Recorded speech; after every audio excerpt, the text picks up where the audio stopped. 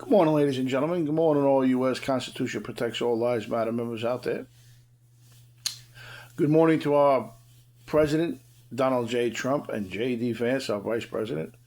And good morning to all U.S. Constitution Protects All Lives Matter members and supporters of the U.S. Constitution. This morning we'll address a few issues of people attacking Republicans and then don't like the rebuttal. We are talking about one individual who we will put out there in the forefront. His name is Mark Johnson of Stroudsburg, Pennsylvania, who is hiding in Delray Beach, Florida. Mr. Johnson feels and seems that people who back Republicans and who are Republicans and back Donald Trump are pedophiles. Well, needless to say, Barack Hussein Obama and Joe Biden regimes have supported the brainwashing of children to believe that they are homosexuals.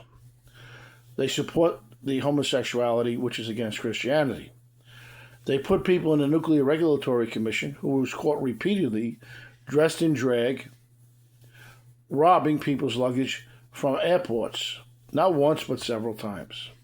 A top security clearance necessity job given to a person who walks around robbing people's luggage, innocent people's luggage, in women's clothing. Well, ladies and gentlemen, this is the type of person that Mr. Mark Johnson is.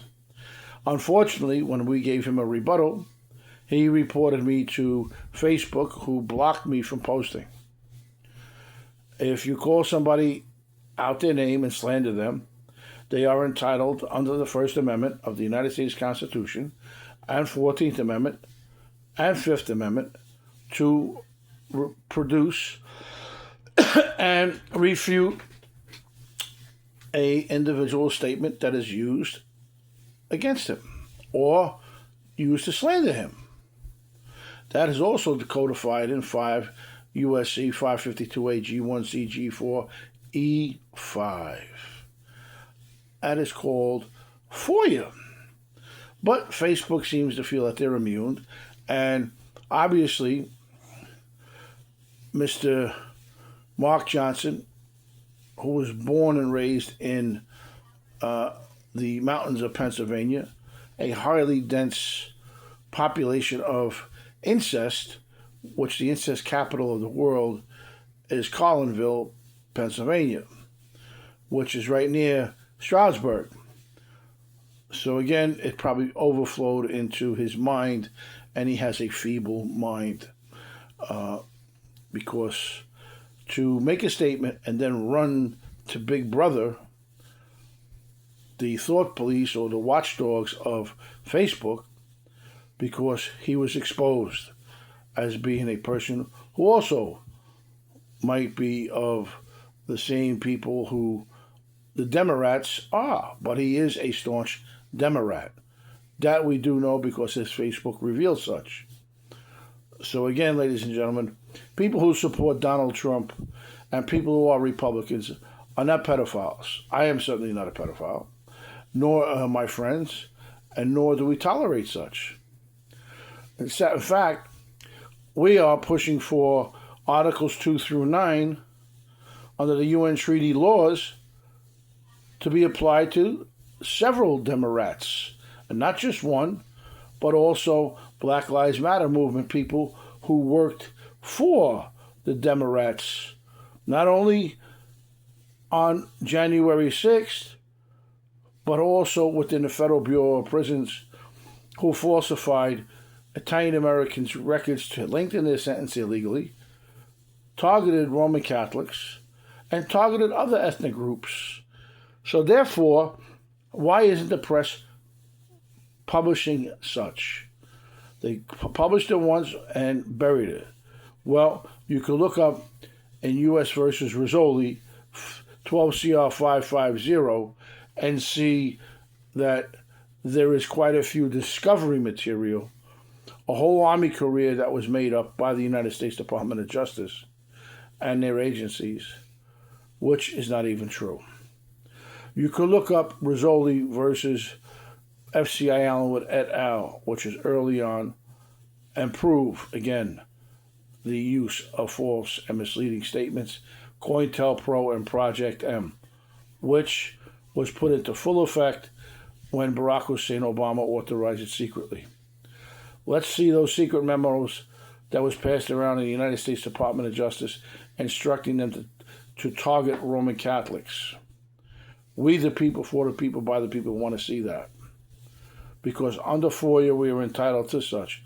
But my FOIA complaint that was covered up, not once, but several times, one in the D.C. Circuit, is now going to appeals court in the Second Circuit.